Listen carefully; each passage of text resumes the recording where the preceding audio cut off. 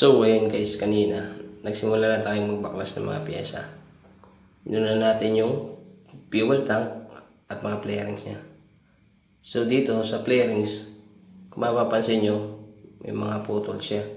Papiber natin yan para maibalik natin sa dati. Then, next step natin is itong mga wiring. Kailangan matanggal natin yan upang malinis natin ng maayos ang chassis.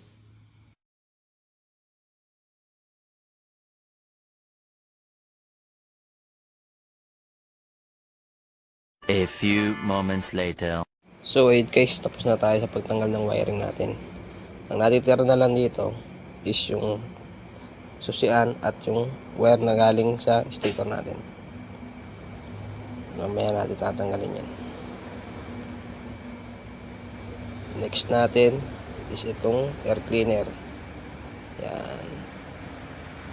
Tapos itong mga shock na to, papalitan natin yan.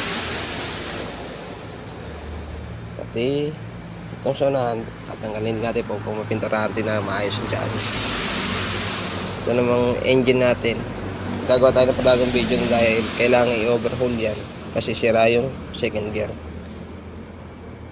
nawawala yung second gear nya.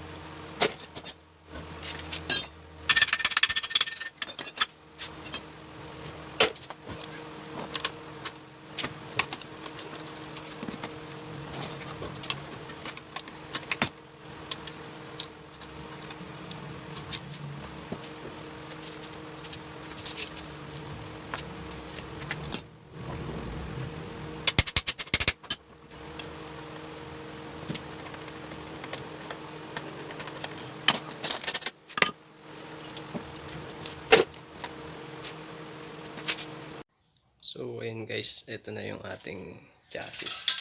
Nalinis na natin siya, tapos na i-first coat na natin siya gamit ang samurai color black. Tapos ito yung engine natin, okay na din siya. So kung gagawin dito is pipinturahan na lang natin yan gamit naman itong high temp natin na samurai paint pa rin. Then ibang parts andito pa, lilinisin pa yan.